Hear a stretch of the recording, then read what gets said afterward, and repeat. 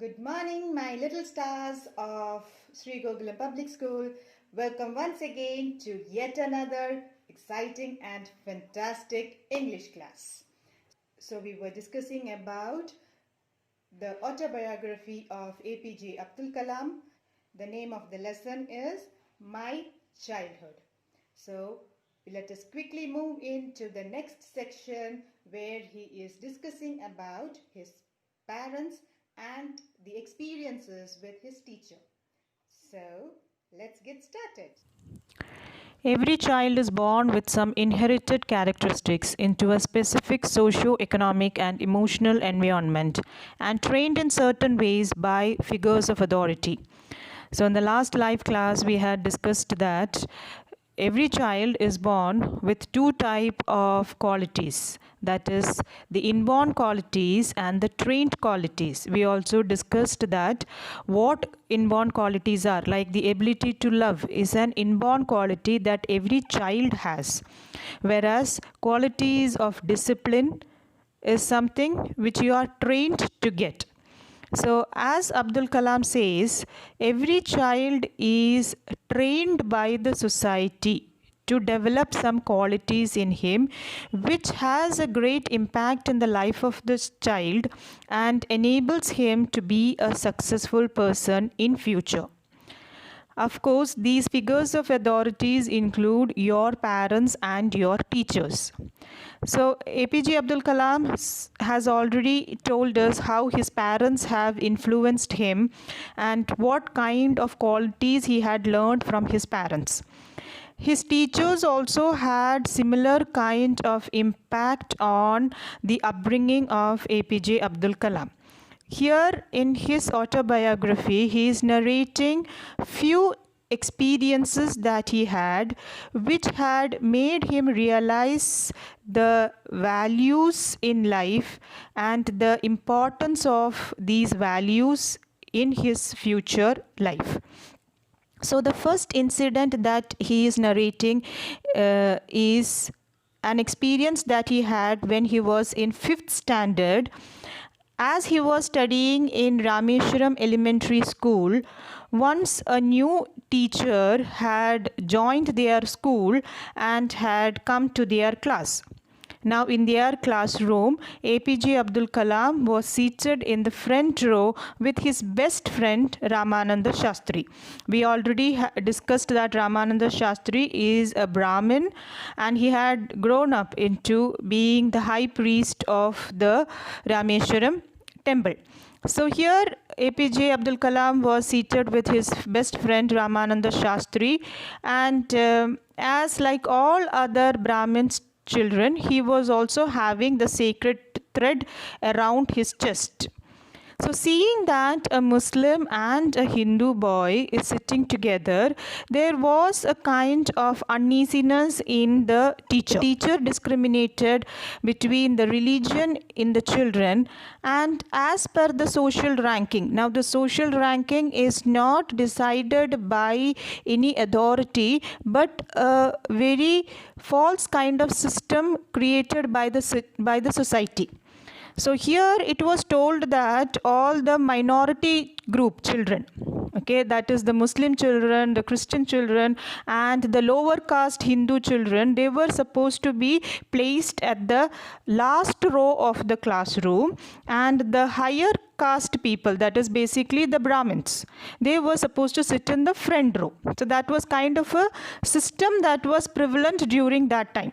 So he saw that a Muslim boy and a Hindu boy is sitting together, and the teacher felt an uneasiness, and what he did is that he asked Abdul Kalam to go and sit back of the class in the last row. Abdul Kalam was very upset when he was asked to move to the back seat, not because there was a discrimination made in the name of Hindu and Muslim religion, but basically as a 5th standard studying child, as a 10-year-old or 11-year-old boy, he was separated from his best friend. So that was the uneasiness or the cause sorrow in APJ Abdul Kalam. He also saw that a similar kind of sorrow was there in Ramananda Shastri, and he was also weeping. Weeping means crying when his friend was separated from him. Now, as young children, both of them went back home and told their parents that such an incident happened in the school. And the parents reported this to the principal, Lakshmana Shastri. Next day morning, Lakshmana Shastri called the new teacher into his cabin, and in the presence of these two children, Lakshmana Shastri told the new teacher that such a kind of practice should be stopped immediately. So definitely these kinds of practices were not followed in their school, and there was complete equality for all children in their school. So he said that this is a poison that the teacher is spreading. This poison of communal hatred is very dangerous, and as a teacher he should not be doing this. In fact, the principal was so very angry with the teacher that he told that he must immediately apologize to the children for doing such a thing.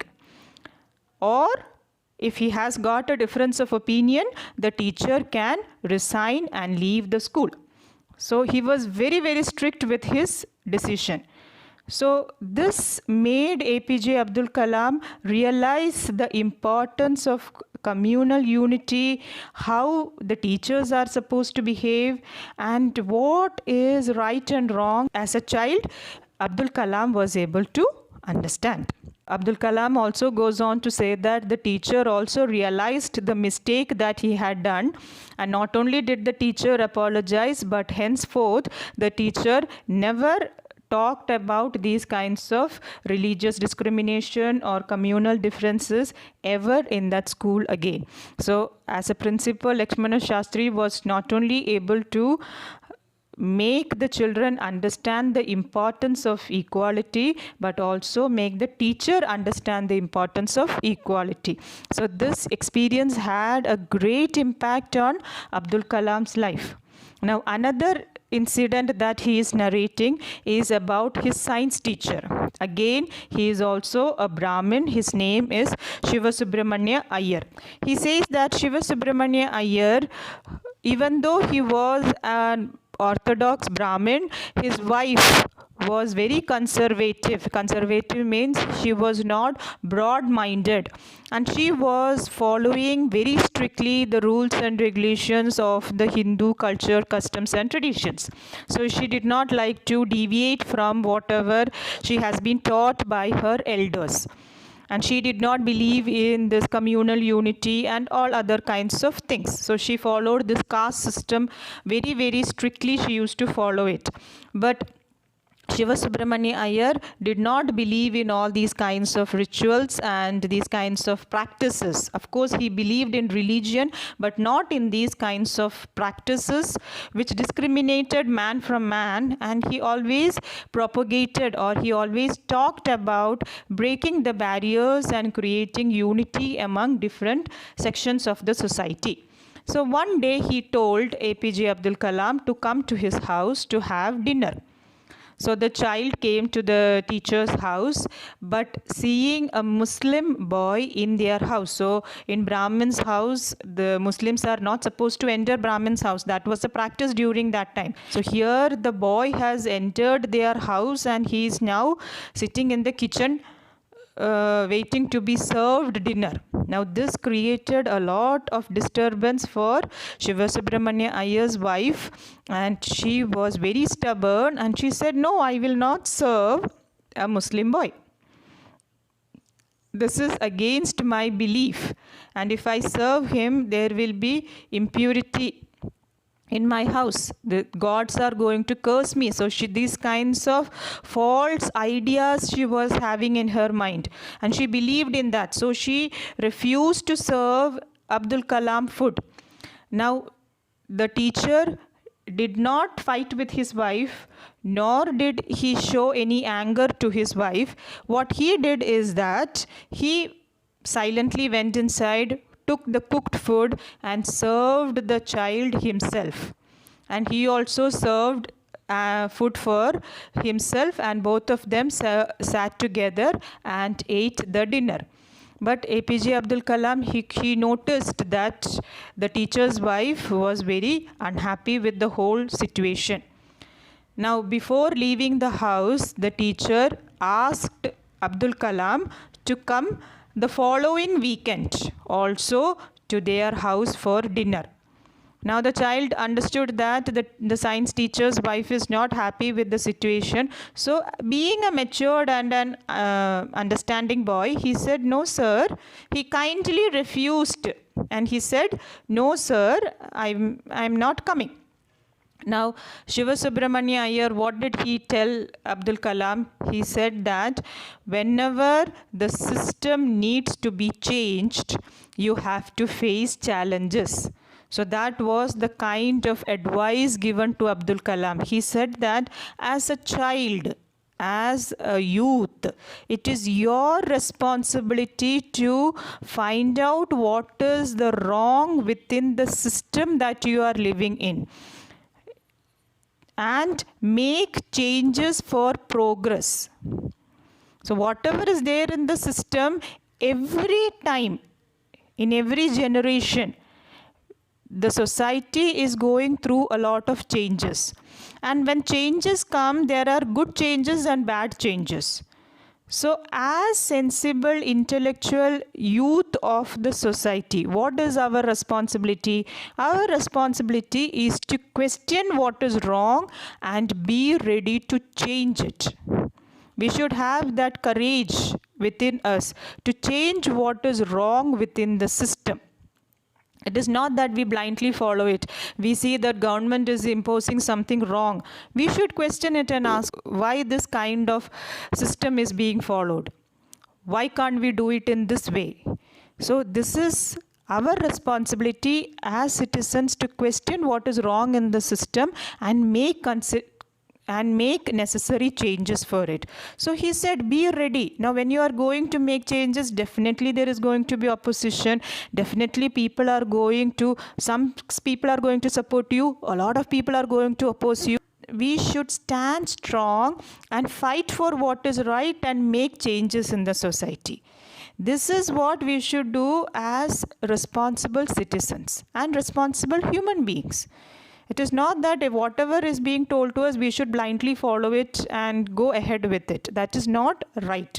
So this is one great learning that he had from Shiva Subramania Iyer. So next weekend also, Abdul Kalam comes to the science teacher's house, and this time he notices a great change in the teacher's house. What was that change? The change was that this time the teacher's wife had welcomed them and very happily served food for Abdul Kalam. So the science teacher was able to talk to his wife and make her understand where she has gone wrong, what is right, and that change was first created in his house and then in the society. So this is the learning that Abdul Kalam had. So this is what Abdul Kalam was telling, that your teachers has got a great role in molding your life. The lessons that your teachers are telling you, apart from the textbook and the syllabus learning that you have, valuable lessons, experiences that you have from them, that is what changes your life and molds you to be better people in the community. And the last, before he concludes his childhood stories, he also explains to us about a situation when he wanted to pursue higher education. So it was the time when the Second World War was over. He had grown up to be a young adult and now he wanted to go for further education. So he had to leave Rameshwaram. Like I said, Rameshwaram is a small island with limited facilities available. So he said he wanted to go to Ramanathapuram and continue his studies over there. So he sought permission from his father, and his father told him that children are not supposed to depend on their parents for everything, but instead they should grow, fly, and be independent individuals. He is also quoting a line from Khalil Gibran, who is a very famous Persian poet. He explains to him, or the father is advising the mother. The mother always are attached to their children, so the mothers does not want their children to leave them. So where the father advised his mother and said that, he quoted from Khalil Gibran, and he said that Khalil Gibran had said that your children are not your children. They are sons and daughters of life's longing for itself. What does it mean? It means that even though you give birth to your children are individuals who are having their own emotions, feelings, aspirations, goals, and plans. We need to understand that they are separate individuals with their own ideas and thoughts. Next, he also says that they come through you but not from you. Okay, you may give them your love but not your thoughts, for they have your own thoughts. Again, the father is emphasizing through the words of Khalil Gibran that parents are only facilitators. They are only helping their child to grow. The duty of the parents is to support a child to grow up to be young adults. You are not supposed to impose your ideas on a child. Every child has got their own individuality. And as parents, what is the duty of the parents? The duty of the parents is to give love, to give support, to give encouragement, to give motivation and inspiration, to train them to be better individuals. So these are the kind of help or support to be given by the parents. And once they have become young adults, we should leave them free to live their own life and build their own future. So respect their individuality, respect the plans and ideas that young children have, and let them grow to achieve what they want, so that they grow up to be happy, sensible, and best individuals who are supporting the nation and the world. So my dear children, I hope you have all understood the lesson. So we will try to learn from the life of APJ Abdul Kalam. Be motivated and be hardworking. I hope you are all eating nutritious food and keeping yourself healthy during this COVID-19 pandemic situation. Stay safe, eat proper food, and do a lot of exercises. Study hard and be good children. Thank you.